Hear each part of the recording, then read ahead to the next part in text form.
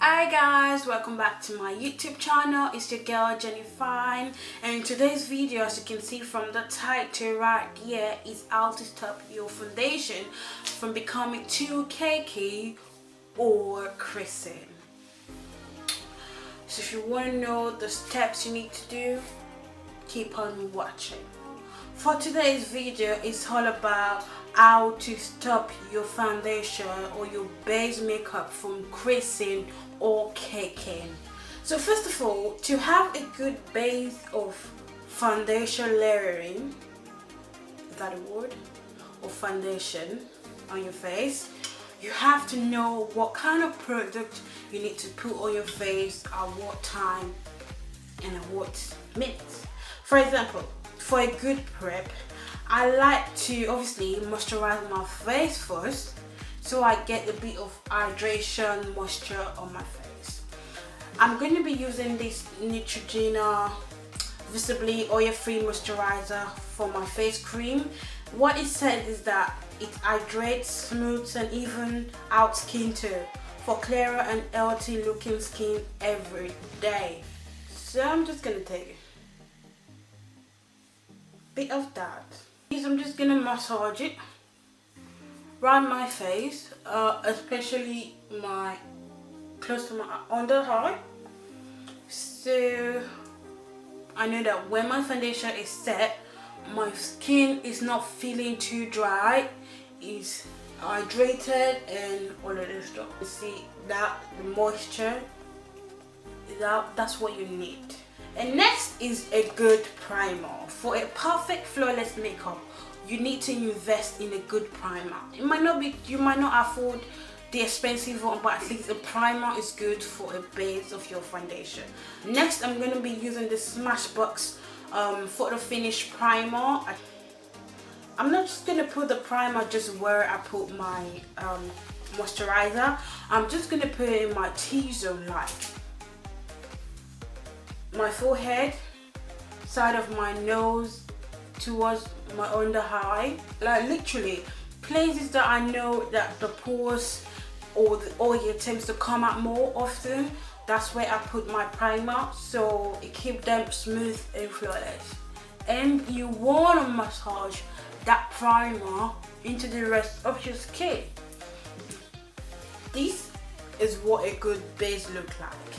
Just for added finished touches of the base, I'm gonna spray my face with this Smashbox photo finish water primer. Like, you don't have to do this when you don't have a water primer. It's not necessary, but I just, this is how I stop my face from not caking. It's on to our foundations. I use 2 to 3 foundations on my face alone. I mix them together.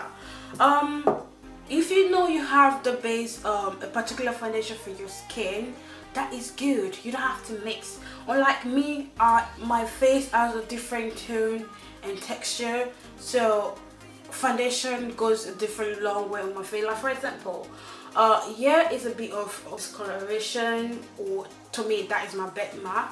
So now I can't put a light on one particular foundation because this is gonna be seen through. Whereas when I have different type of foundation for this side and this for the other side, I mix them together. It gives me one base of my face. So literally I do mix my foundation because I don't want my benchmark to be showing through my foundation. Makes my makeup look uneven. So I literally like full coverage. And also for a good base, like to get a good base and a smooth foundation, you need to invest in brush. I'm gonna be using this bluffing brush. It's really a drugstore brush. You can afford it. You can also get it online, eBay, all of that stuff. To me, this is my favorite. Is it bluffy? Because you can see it has a big flat edge, which helps to stick your makeup right into your face. Or I use my other Doom Dense brush from Muffy.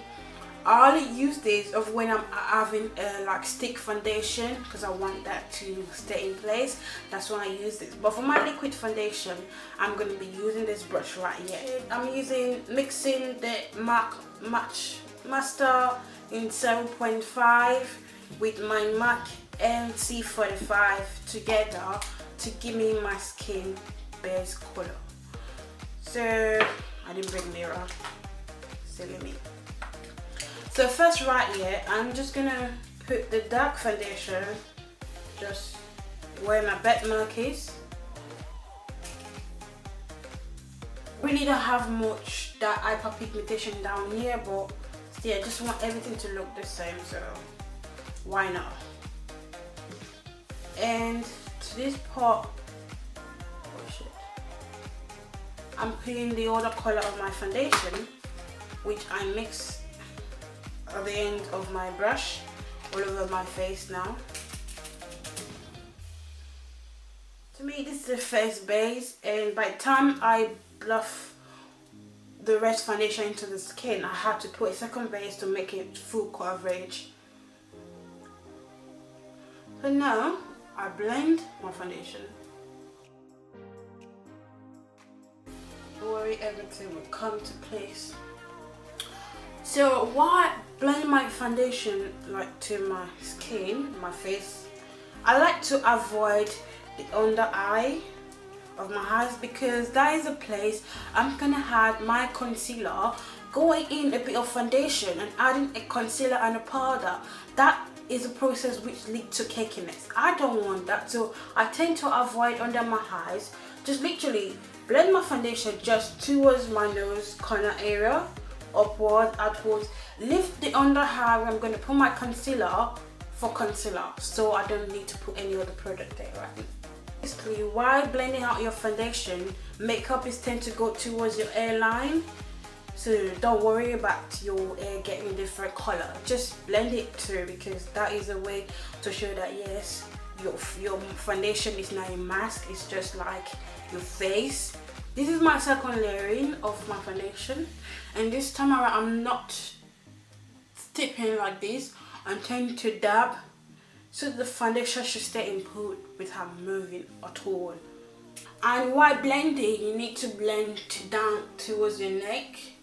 I don't really go to this area really, because I just think depending on type of clothes I wear, they tend to stain a lot because I have foundation down here. So what I do, I blend my foundation right just underneath my neckline, my ear area, and that way, and that's it. I don't necessarily need to get to this point. This is how full coverage I can get it up to. I have other foundation, my Cat 4D foundation, which is also full coverage, but I don't want to use this in this video today, so I'm just trying to like tell you how I create products, mixing them together to give me what I want. So now my foundation base is done. This is how I look, a bit like illuminating, or is that the word? Once your base is done, like I just said, we go next to our concealer. The areas I tell you that I avoid while applying my foundation is for my concealer, because when I put my foundation there first and go ahead with my concealer and go with baking, that is too much product there alone. So really I tend to avoid that as possible while doing my makeup. So next I'm applying this NYX Duo concealer. I don't know what the shade is, but it's a bit like caramel. So this is just like, to me, it cancels out all the dark circles. I don't really have dark circles, but I just put it there just to like create a base for my second concealer. So next, what I do when I have my concealer like that, I go ahead with a damp beauty blender. You need to run it under water, let it get soaked up, squeeze the water out, and it becomes damp and soft like this. This is a go-to for every concealer blending. And the reason I don't use my beauty blender for my foundation, because it does not go well with my foundation and blending. That's why I love to use brush for my foundation and beauty blender for my concealer. So I want to press this way and go ahead in under eye and blend. I'm gonna add a bit of another, what's it called, concealer, but this one is my MAC Prolonged White Concealer and it's in NC42. Just a little bit, 2 shades lighter than my foundation. Mind you, this concealer is very light, lighter than my face, so I distribute this evenly and make sure I don't have too much like that all over my face.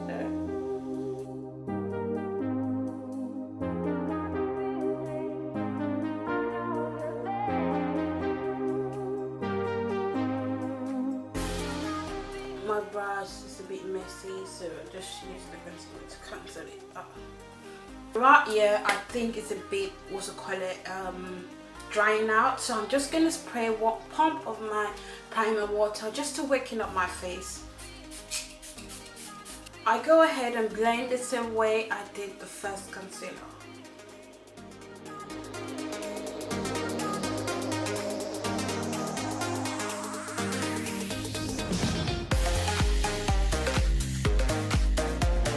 When you apply your makeup and you want to get a flawless look, if you don't blend it properly or evenly and you just rush it, your makeup is not going to be looking flawless. It's going to be looking tacky and cakey.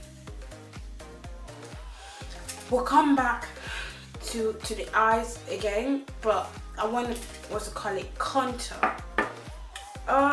You don't have to contour your face when you apply your foundation. I do use powder contour sometimes, but for the sake of giving my face a definition look, I am going to apply a stick contour cream. I'll be using the Hazelnut in Black Opal. As you can see, just light like this. I am not bringing it towards the mouth area because I don't like that. I don't even contour with cream, I do use with powder.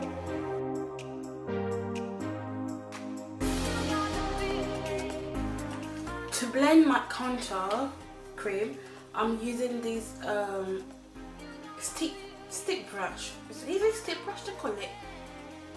Dual fiber brush.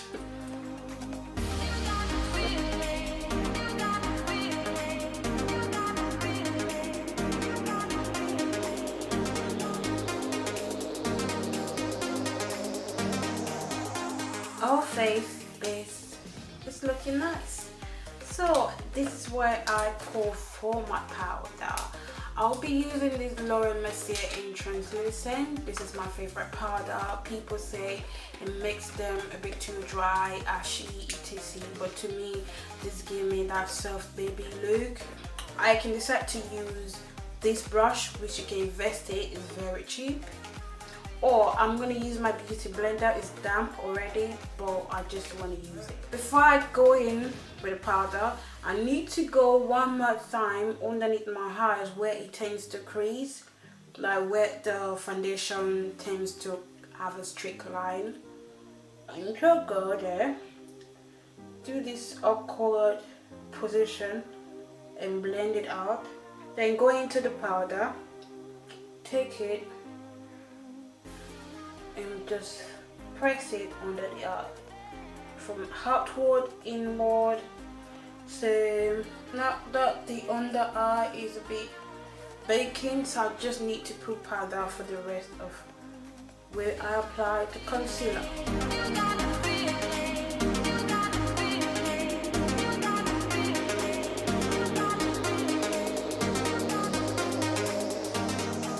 Apply the red powder just to the face, so I don't have a bit of what's it called, some part of my face oil. To me, I think once I put my powder like this and let it stay, this is what makes my face, everything come together because of the powder.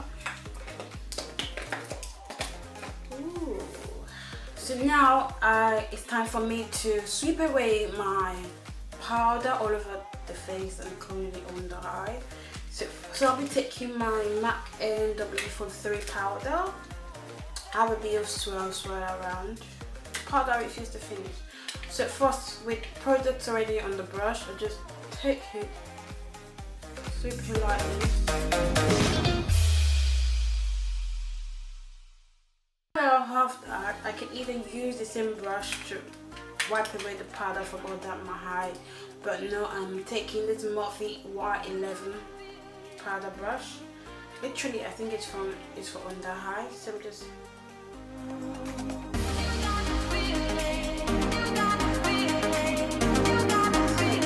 bronzer in Dark Deep by MAC, just to bronze the outer corner of my face.